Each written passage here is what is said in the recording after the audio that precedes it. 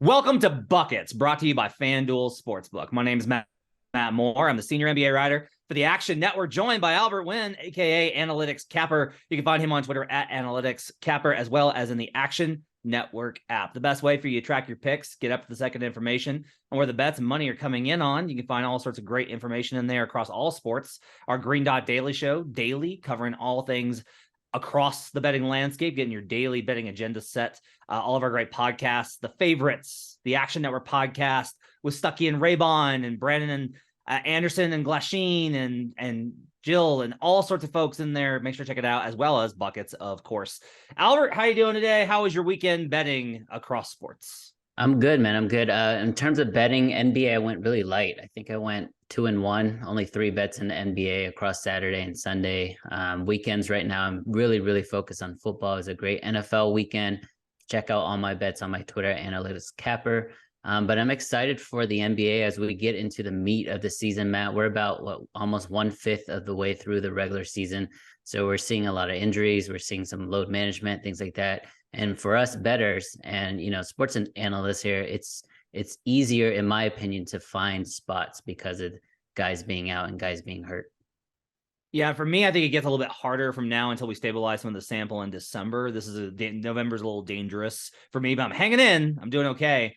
And I'm up based off of everything in the app, by the way. So I mispriced a pick in the app that I meant to put a half unit down, and it was 5 units. Is I forgot to put the decimal in, and so I'm still trying to work off that on the old ROI. One person that had great ROI over the weekend is Joel Embiid. We're gonna start there as we get you set for a discussion on the MVP race. So Embiid scores over the weekend on a Saturday-Sunday set versus the Hawks in a revenge spot where I bet them, and then on Sunday versus the Jazz, where I was on the Jazz and probably would have won that money line bet had Joel not done what he did. Across those two games, Joel Embiid scores 101 points with 21 rebounds, 14 assists, and 9 blocks in those two games. An absolutely stunning performance led by his 59-point performance versus the Jazz. On Sunday, he was an absolute wrecking ball. I want to give a special credit to him because I'm often critical of him. For one, he usually ducks the back-to-backs. 2, he usually plays the tough game, or he usually plays the easy game and sits the tougher one. So with the back-to-back, it would have made a lot of sense for him to honestly sit versus the Hawks and then play versus the Jazz, because look, the Jazz are a really good team, and that was a quality win, but the Jazz have Kelly Olynyk and Lauri Markkanen. There's no one to match up with him against. I thought that the Jazz didn't scheme him the way that I expected Will Hardy to in terms of bringing the doubles. Not nearly as effective as Boston has been through the years. And Joel just absolutely tore him apart. It was just a phenomenal performance. People will talk about the free throws. They had to foul him because they couldn't hold him, and he was still shooting incredible from the field. So I wrote this rundown for us, and when I wrote it this morning, Joel Embiid was plus 1,400 at FanDuel to win MVP. He was plus 700 on October 24th, but between injuries and the Sixers still sliding and the momentum of the other guys, he had moved down to 1,400. I just checked before we went on to record this podcast on Monday morning. It's already down to 1,100. So the steam is coming in on Joel, as you would expect. James Harden's absence factors into this a little bit. Injury concerns factor into this a little bit with Joel trying to figure this out. But I want to ask you right now, to what degree is Joel Embiid back into serious consideration? Look, MVP voters would tell you I'm not seriously considering anybody. We're only 20% of the way through. But from a betting standpoint, if you're trying to get the best of the number and trying to project out, where does Embiid stand for you in terms of value? Yeah, in terms of value, I guess the first thing is, let's give Joel his flowers. An amazing game, especially defensively. 7 blocks last night, which is super impressive. That fourth quarter alone is something where people average for a full game, right? So he just torched them. But from a betting perspective, I think there is value. I personally wouldn't bet it because all of this, great play, all of these amazing numbers, and the Sixers are still 7-7. So I still think from a team perspective, you still have to win. You still have to finish, first, second, third, maybe fourth in your conference, and be a legit regular season juggernaut. And I just don't see the Sixers being that. And although Embiid had a great weekend, I just don't see this type of production sustaining. He is going to have to load manage and take days off and take games off. So for me, I'm staying away from it. I still think it's a 2-man race right now, but if you want to jump in now because you didn't do it like preseason, I think it is a good time because you're getting better odds. I just don't see him playing enough games, playing enough meaningful games to win this award. Yeah, I went ahead and added my position for the entire season. I'm still heavily leveraged on 3 players who we'll talk about here in a few minutes, Luka and Giannis, and then one more. I am going to add just because Joel showing this to me was a signs of life weekend, right? I needed to see Joel Embiid show that he was able to be the player that he wasn't going to look lethargic. He looked so awful those first 2 weeks of the season. And there was conditioning questions and a whole bunch of other stuff, but he was just an absolute monster this weekend. Really has been. If you look at it, I was surprised this morning to find what his numbers stack up as compared to the others this season so far. I was very much expecting for Embiid to be kind of behind, but instead you look at it like Steph Curry's at 32.8 points per game. Embiid's at 32.3. He's already at 32.3. He's averaging more points per game than Giannis. He's averaging fewer rebounds by a small margin, and he's averaging fewer assists than Giannis, but he is averaging, 1.8 blocks per game, which leads the top 6 of odds makers or people in odds in for MVP. And Embiid's now shooting 54% from the field. He's shooting 24% from 3. I think that number is meaningful. A lot of the reason that he was able to get in the MVP discussion the last 2 seasons is his jumper was liquid fire. He had some great mid-range shots last night, but the 3-pointer hasn't been there. That little efficiency does matter in terms of boosting him and getting him up into the ranges that we're seeing. Now he's already there, which is great, but I'll be curious to see how that kind of adjusts. I still think we got to really consider the Harden absence, right? So I'm going to add like a little bit now, a small, just in case I need to be adding to it later. But I am expecting his usage, his points, everything to go down when Harden returns in another 3 weeks. So as I think that's a reason maybe to hold off. If you're a one-time MVP better, if you're looking for one ticket and now is when you want to strike, I would say why do that. But if this is when you're looking to bet, I definitely don't think that Embiid has the best value right now. Matt, while we're recording this on FanDuel, it's dropped down to plus 1,000. So we're already moving the lines live here on the Action Podcast. But no, I mean, it's justified, right? He just had a 59-point game. It's most likely going to be the game of his career, flagship game of the regular season here in 2022. So, I mean, he deserves all the credit. We'll get into more of some other positions later, I'm sure. But I do think he is in a running for another award as well, which we'll get into later.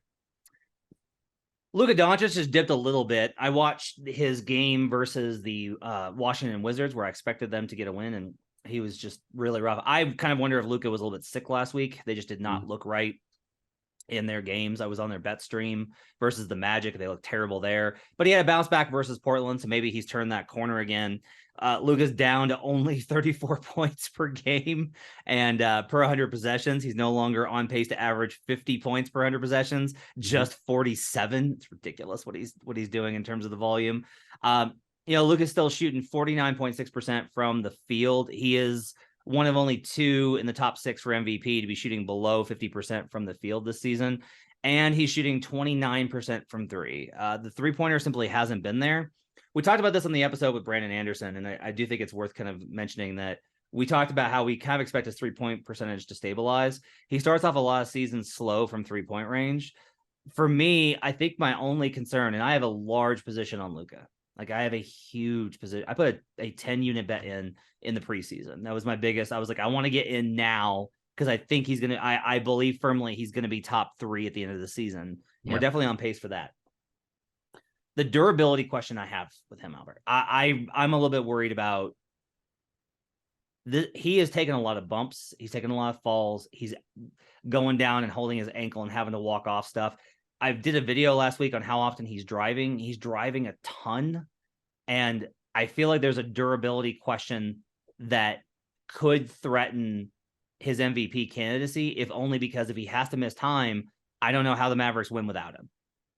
I fully agree with that. I think one thing that's going for him is it's not meant to be a joke or a dig or anything, but the lack of vertical actually helps him in this sense, right? He's not jumping really high for dunks. He's not landing on people's feet.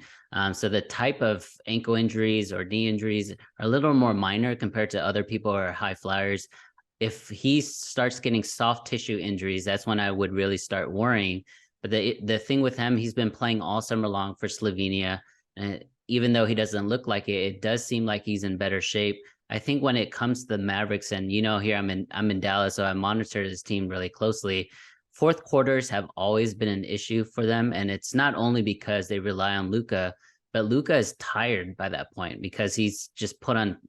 He's done so much already in the first three quarters, and in the last 6 minutes a game, you expect him to continue that type of production, and it's really hard. But I would say it's better this year than in previous years, and he has more outlets that he can pass the ball to. Tim Hardaway's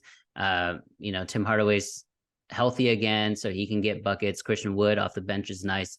So I mean, it's just nice. Spencer Dinwiddie, another ball handler to take the Jalen Brunson role. So I think as long as he's taking care of his body and really managing it, during the long season, I wouldn't be too worried about injuries. He's also in the prime of his physical career, right? Being in the low 20s. I think he's going to be good for the next few years.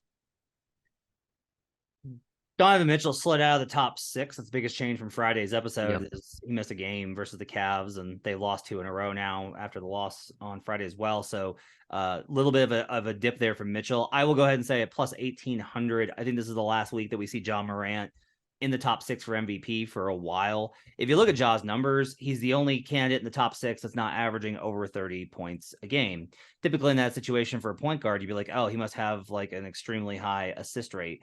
He's got the second highest of the top 6 behind Luka at 7, but 7's not a number that I'm going to get like over the moon about. Yeah. Like, I don't know exactly how to, I don't know why Ja Morant is here and Trae Young is not, is what I would say. Trae's down, or Ja's down to 48% from the field. His 3-point percentage is starting to dip slowly but surely. He's down to 41%. That's still second best amongst the top 6 in MVP behind Steph, who we'll talk about a little bit later. I think this is probably the last time that we're going to see Ja.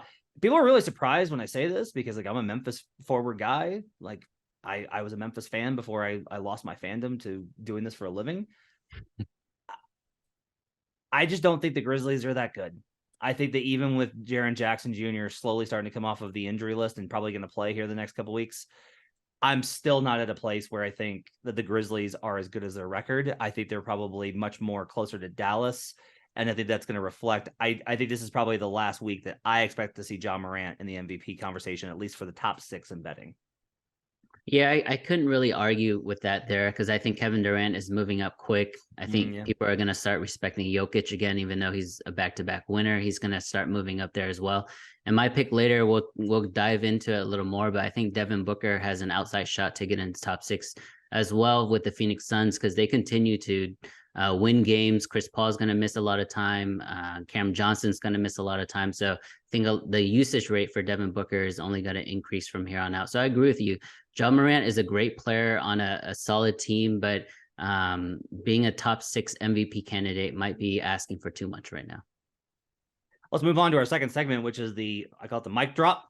MIC, the most important covers of the weekend. We'll start with the Boston Celtics that toppled Denver Nuggets on Friday night. They've now, after being the Pistons on Saturday on the back-to-back, they've won 6 in a row as we record this. They faced the Thunder on Monday night. Mm-hmm. Boston's looked awesome. They've been incredible. They've been just a phenomenal team. I've got them power rated number 1 based off of the numbers that I used to assert this. I've got them well above the second place team, which is the Utah Jazz, and then shockingly the Brooklyn Nets actually ranked very well in this. By the way, quick aside, I bet the Nets versus the Clippers on the money line, and then bet against them on versus the Lakers in the LA nightlife spot. I think the Nets might be good. I'm a little concerned the Nets might actually be good. I think that might have to do with certain personnel that may or may not be available right now. But as far as Boston goes, AC, my big concern here is they're on a heater offensively. This is the number 1 effective field goal percentage team in the league. Mm-hmm. They don't take a lot they take a fair amount at the rim, but they're a jumper heavy team. And Second Spectrum has a stat called QSM, which measures expected field goal percentage versus your actual. And the expected mark is based not only off of where you shoot from and how tight the contest is based on league averages, but that factors for shooter. because that's the response whenever you post these stats. It's like, well, they're a really good shooter, so it doesn't really matter. My guy's just awesome. Even by their standards, they're second highest. Now, they're not number one by like a wide margin. This is not a super outlier situation. Mhm. I just think their offense is slightly outperforming. Jaylen Brown's been on an absolute heater. Like, he's just been ridiculous in terms of shooting. But they're doing all this without Robert Williams. I have a feeling that how we cap Boston now is going to be radically different from how we cap Boston in January and going forward. I agree with you. And it was very similar to last year where they didn't really have an identity until, that players only meeting in January, and then just reeled off like 30 straight wins basically. And they've taken that momentum into this season, and they know who they are now. But once they get their defensive horse back and Robert Williams, I think they're going to have another pivot in terms of identity. I think they're going to focus a little more on rebounding, defense, things like that. But you're right. Right now, they're first place in 3-point shooting, making over 16 a game, ahead of the Pacers and the Warriors and the Jazz. They average almost 120 points on average per game, which is insane if you think about it. Yeah. Shooting almost 40% from three. So you're right. Like, these numbers, I don't know if they're sustainable, and I don't think there's going to be a big drop off, to be honest, Matt. But with that being said, I just think once we get into the playoff months, once they start positioning for playoffs, I think they'll focus a lot more on defense. And again, it's tough because they're in a new coaching staff situation, right? There was a little unrest there heading into the season. And the thing now, Jason Tatum and Jaylen Brown have both taken a step up. So they're in their primes of their careers. So you expect the offense to have an uptick as well. Yeah, the defense still isn't there for them, which has been shocking. Overs are 8-5 this season for the Boston Celtics. I think that's been a pretty solid play night by night. They've had a couple of games where they look like their old selves, but then they go right back to allowing big numbers. I do kind of, this is kind of how I would say, I don't think they're going to be drastically different in terms of the win-loss record, because as the offense regresses, I expect the defense to improve. Mm-hmm. And as those two things kind of get back to where we kind of expect them to be, I think the problem is that the defense, they're equally distant. The defense is way worse than you would expect, and that we think that this team will be by the time it's all said and done. But the offense is way better than it was last year. Winning teams, you always kind of overestimate whatever their weakest component is. If they're a winning team, you're like, well, their defense isn't that bad. No, it really is. Their offense is just that good. That's who they were last year. Their defense was so awesome that it didn't really matter that their offense was pretty good, not great. And now they have like the best offense in the NBA, but they can't get stops. It's a very weird situation. But I do think I will say, don't bet on the regression now. You know, I talked about this, about chasing steam and trying to follow these trends. Don't try and catch that falling knife. It's okay if you don't want to bet on the overs on Boston. That's all right. If you're just like, no, I don't want to bet on the overs on Boston. Any given night, they can turn this on. Fine. But don't go the other way, is what I would argue. It's like, don't start betting unders until they prove that they've stabilized. Once they stabilize, try and be early, try and be aware of it, and then you can adjust your cap accordingly. Does that make sense? Yeah, it does. And Boston, I actually like the Boston spot tonight, to be honest. I know we're not talking about betting, but big spread right now. They only shot 43% from the field last game and still covered the number. You expect that shooting to be a lot better tonight against an OKC team that doesn't have any size and no defense interior wise. So I think Boston's going to be able to, maybe a team total or something like that, but we'll get into bets later tonight. I laid the points with them. I laid the points with them tonight because the Thunder shot 55% from three versus the Knicks. Teams that shoot 55% or better from three the following game, they tend to really struggle. Also, OKC's been pretty rough on back-to-backs in the rebuilding era. Speaking of rough, let's talk about the Golden State Warriors, who remain winless on the road, dropping to the Sacramento Kings. My gripe, I get one gripe per game or per pod. My gripe for this episode, I had a same game parlay on Steph Curry, took him down all the way to 27.5 points versus the Sacramento Kings and 5.5 rebounds. Simple little same game parlay plus 130. Light work for Steph. Rebounds have been a sneaky good prop for him. Hit the over on the rebounds. I got the hook at 27 as the Warriors lose to the Kings. Come on, Steph. You can't get me 28 points versus the Kings. I'm not worried. I don't care how much people talk about it. I'm not worried about this Golden State team. They're going to be fine. if I put in one this weekend, I haven't worked with you long enough, AC, for you to tell you this. I do a lot of futures betting in terms of the finals matchup. I find that those parlays, you can play them against each other and come out ahead because of the numbers that you get. I bet a Bucks Warriors last week.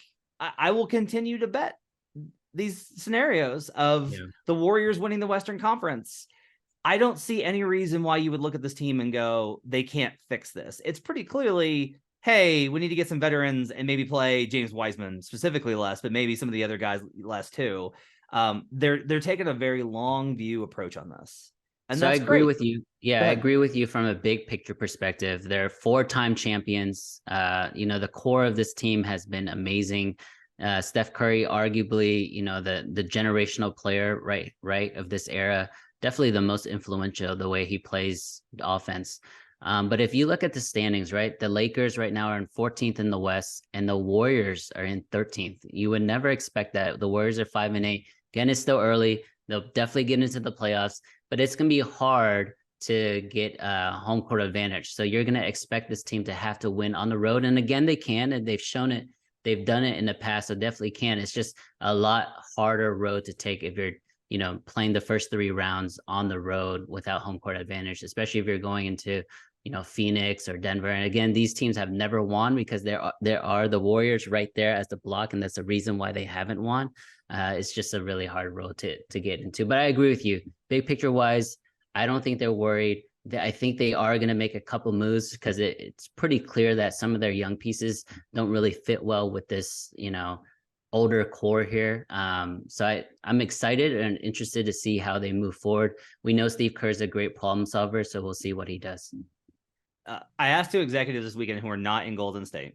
I asked them, if you were the Warriors and you felt like you had to move on from the kids and you had to kind of build up to supplement this run to make sure that Steph, et cetera, had another run together, a serious run, who's your first call?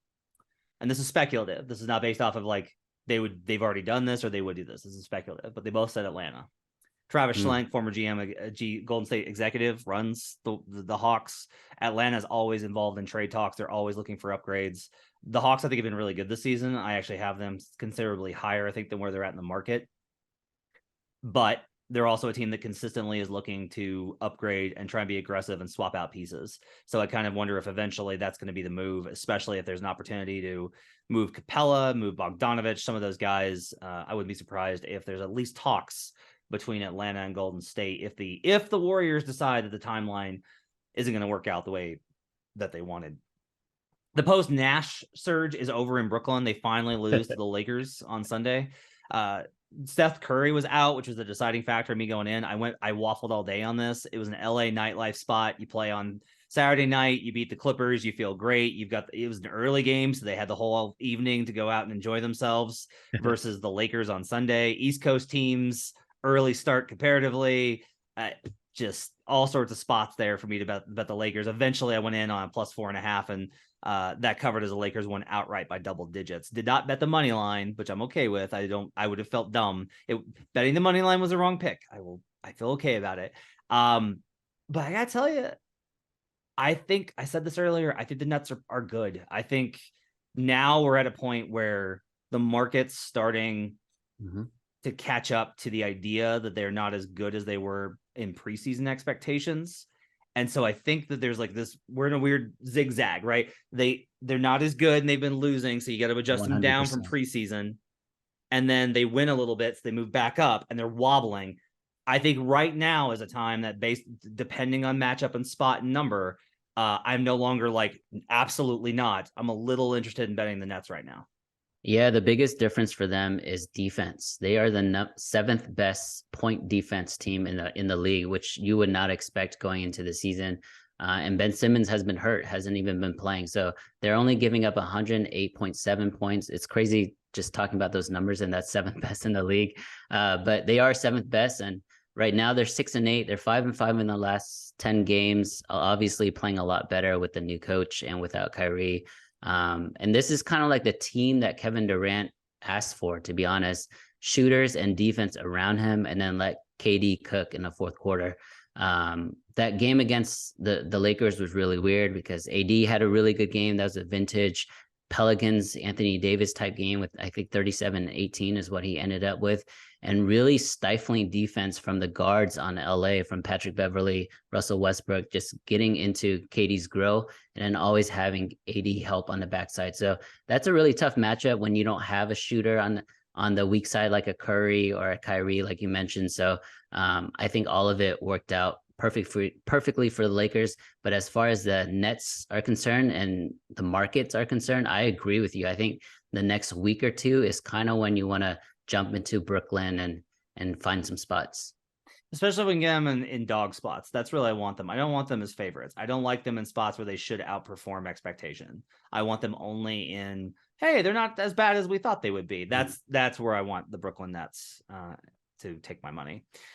Finally, injuries are starting to creep into the NBA, and it's affecting the win-loss records. Phoenix is so banged up, they lose to Orlando. Chris Paul sits in that game. The Cavs lost 2 in a row with Mitchell and Allen sitting that second game, just rest purposes. Giannis has already missed 2 games this season. It's not a lot, but it is kind of indicative that a little bit of banged up with him. It's going to impact some things. So we're starting to see, I think, injuries creep in. Toronto's another good example of this. They're without Fred VanVleet and Pascal Siakam right now, and Precious Achiuwa.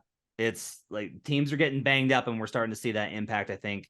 How to bet them. What's your approach when when these sorts of things start to creep in to the NBA? How does that affect your cap, and what's your general approach with them? Yeah, the approach topic is interesting. If it's a late scratch, then I actually like that team, because I think it galvanizes the team together, and they're like, okay, next man forward, and let's just play really well for this one night. But if you know someone like a Chris Paul is going to be out for an extended injury, or Pascal Siakam is going to be out for at least 2 weeks, it's much harder to cap those, and it's a higher chance that I would be fading those spots instead of backing.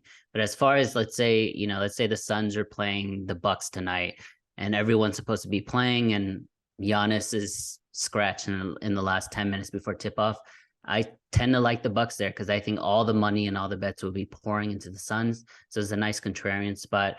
But as far as like overall approach, Matt, I would say I still just really focus on the numbers and not really focus on the players when it's an extended injury. Yeah, and I think a good approach that you can have, and this is even if you don't have a projection or model system that spits out a number, is you should try and calibrate how much you think that player is worth to the spread. You can outweigh that with, I think this is a high motivational spot, or I think that their backup is good enough to mitigate some of that. You can factor that in. A standard to kind of think about is Paul George is worth basically 3 points to the spread. That's what I got a couple of years ago, and there's no reason to think that that's changed. So calibrate everybody against whatever scale you want to use. You can also look at these and see how the line moves, and remember, like, oh, this was a point and a half higher before Pascal Siakam was out. Like Siakam's actually, I think, a really great example of this, where I don't think the market appropriately accounted for how good he's been and how important he is to this Raptors team. And so that gave me a little bit of an edge betting against Toronto when he's been out. You should look at specifically teams that are also built around these guys, built around them in particular. If they're hyper dependent on them, that's just going to impact them more. But there's also a counter to this, I will say, is there are cases where a team is so dependent on a player, it's hard for the other team to scout them appropriately. If you've done film work the day before on the Mavericks and Luke is out, you are playing an entirely different fucking team. Yep. It is not the same team. They're just going to play different. It's a big reason, honestly, why I think Utah has caught a lot of teams off guard. There's no tape on them. Nobody knows who Utah is, because these guys have never played before in an NBA regular season. It's all new guys. And so I think that's one of the reasons why we'll probably see the value on Utah diminish greatly over the next 2 months. The tape gets out on them. So that's and honestly, it just triggers something. You mentioned him earlier, but Ja Morant, it's a great discussion. I think he missed 15 or 18 games last year, and the Grizzlies ended up going 15-1, like some absurd number. And you look at his stats, he only plays about 32, 33 minutes a game. His usage rate is not that high anyway. So you're right. Like, as far as impact, again, this is more of an MVP discussion, but Ja Morant probably shouldn't be in the top 6. And when he's out, they win anyway. So Yeah. that does, that does affect how you cap certain games. All right, finally, we're going to do our if we had to bet the awards right now. We won't always have bets on these. If we do, we'll let you know. If we had to bet MVP right now, I'll just go ahead and tell you it's Steph Curry for me. I put a bet in for him over the weekend. Buy and low right now, Warriors under 500. Steph's numbers are absolutely bonkers. He has that 47-point performance in the first game versus the Kings. He's been ridiculous. He's playing at an absurd level. If the Warriors get to where I think they will be by the end, and Curry is putting up the kind of numbers that he currently is, which are 33 points a game on 53, 43, and 92. Good Lord. Insane. Along with, by the way, he's also rebounding really great this season. 6.8 boards, 6.5 assists, and 1.1 steal per game. He's been just phenomenal. He's always going to be one of the most impactful players. The question of how much he'll play, I think, is a fair one. Does he get injured? That's a concern, but I don't know that that's more of a concern at this point than Luka or Embiid. Maybe Giannis, depending on how much they rest him. These are all factors with all of these guys, but I could definitely see if the Warriors go on an insane run and get themselves back into a top 3 consideration, top 3 seed. I think there's a very good chance that Steph Curry is at least very much in the race for top 3 and a position to hedge against later in the season. What's your, if you had to bet MVP right now? I love that Steph Curry spot, to be honest. And the fact that the team has gone off to a slow start means he's not going to sit, to be honest. Like he just needs to play and they need to win. So I like that spot. For me, it's going to be Devin Booker. And I'm not a big fan of this guy. Full disclosure, I'm not a big fan of the Suns as well, full disclosure. But with that being said, at plus 4,200 for the best player on potentially the best team in the West, if they were to finish first place in the West, he has to have consideration. Right now, he's averaging 27 points, 5.6 assists, 4.5 rebounds, and you expect those numbers to even go further up, especially if Chris Paul and Cameron Johnson miss time. His splits are pretty good as well, right? 47.5 field goal percentage, 38.4% 3-point, and 86.8% free throw. So he's going to have the efficiency numbers as well as the usage numbers if those guys are out. I think the caveat here is they have to finish first in the West. If they finish first, plus 4,200 is amazing value for Devin Booker.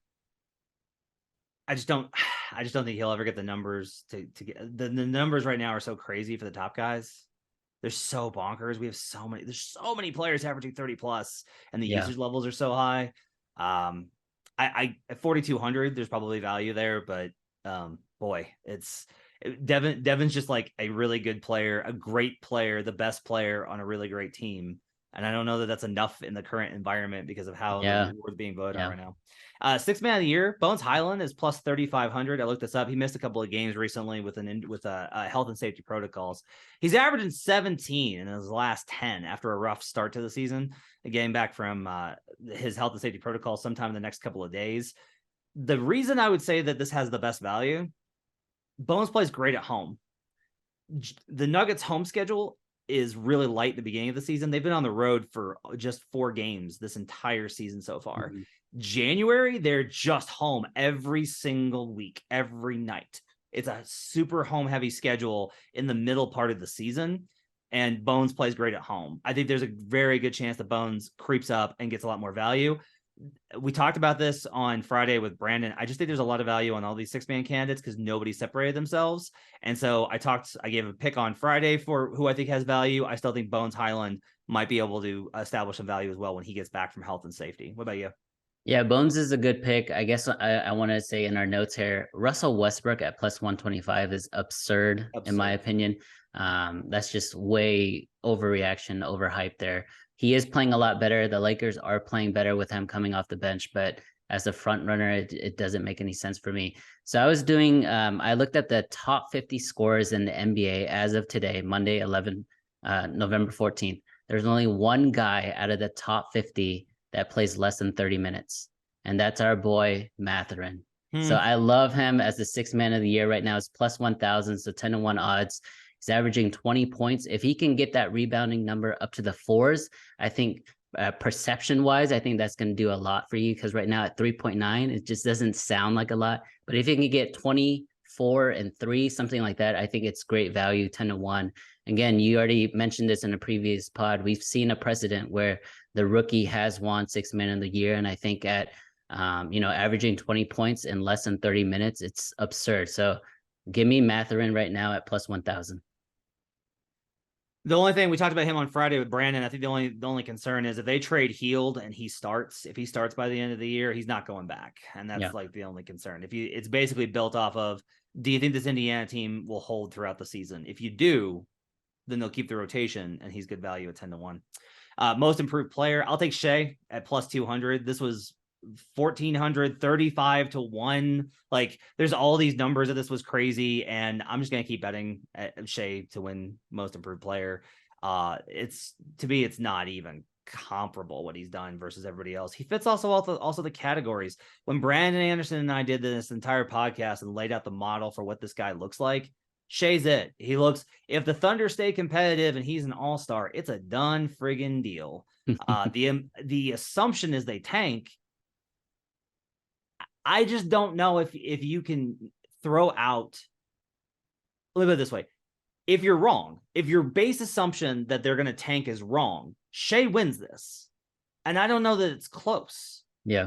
So I don't know that you can ignore him in any betting position you take for most improved player. You better have a strong feeling about whether or not they're going to tank or not by halfway through the year and shut Shea down.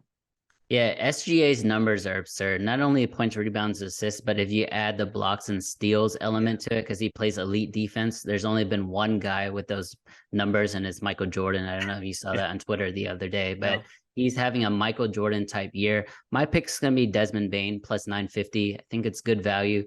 I agree with you. It's Shea or no one else right now, but Bane, rookie year only averaged 9. Last year, he averaged 18. He should have won the most improved player last year.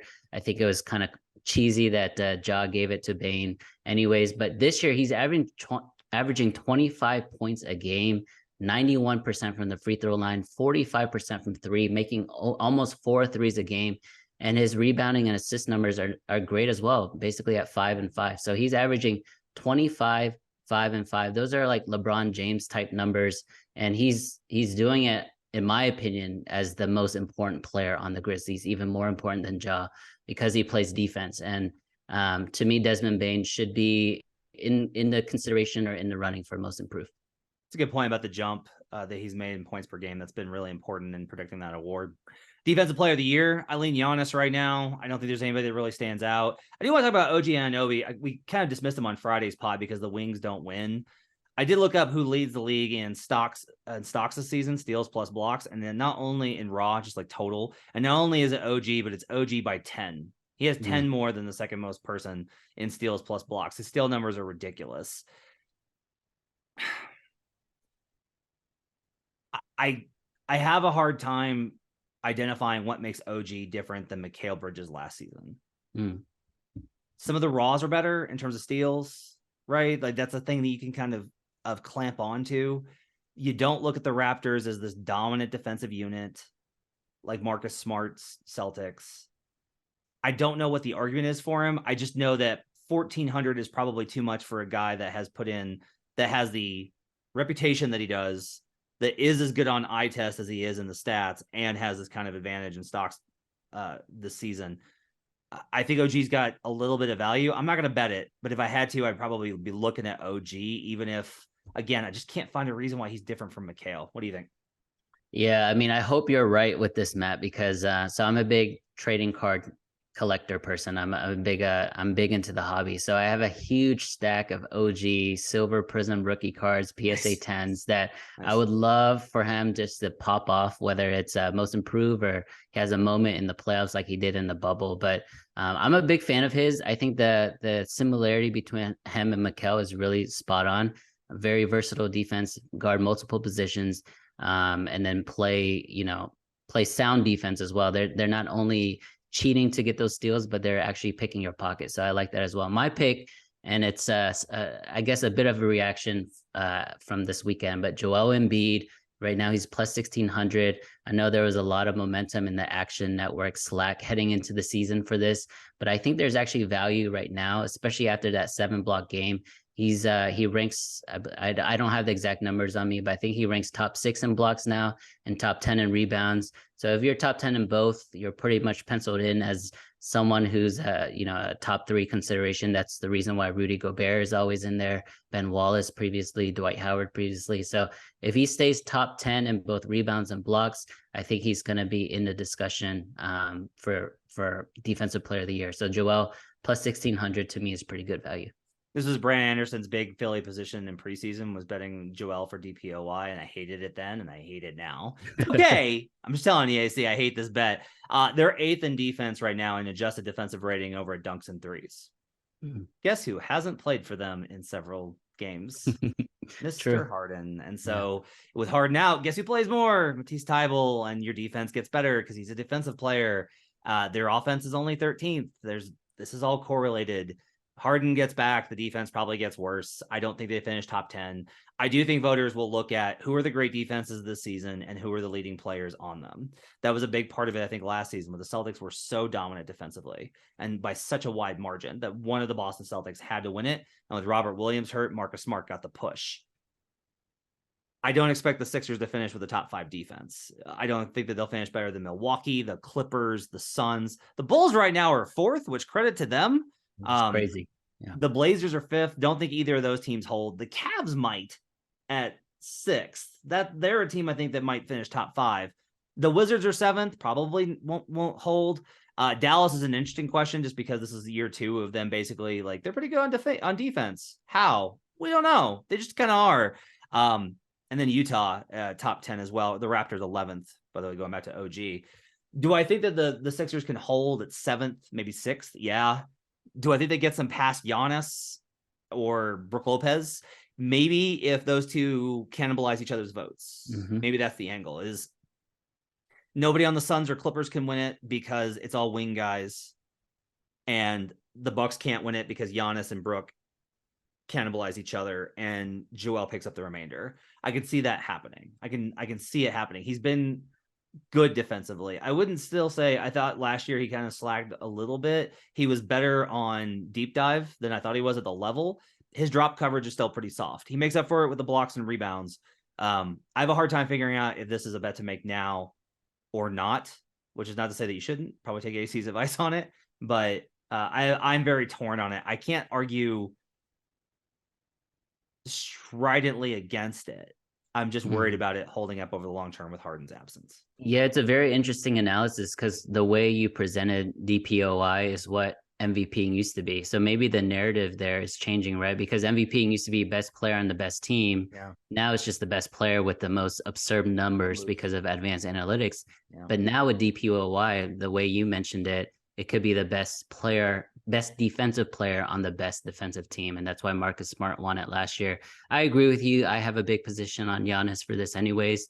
But Joel, to me, again, it's a big caveat, but if he can continue this type of run defensively, I know he's scoring a bunch of points, shooting absurd, but if he's going to get 10 rebounds a game and block 5 shots a game, I think he has to be in the conversation. And he just needs to play Colin Sexton, not passing to Jordan Clarkson in the corner a bunch, and he can get there. Let's go wrap it up. Thanks for joining us, everybody. You can follow Albert on Twitter at AnalyticsCapper and follow him in the Action Network app as well. You can find my picks. We'll be back tomorrow with a Best Bets episode with AC along with Jay Money, as well as picks all throughout the week on buckets. Thanks for joining us. We'll see you guys again next time.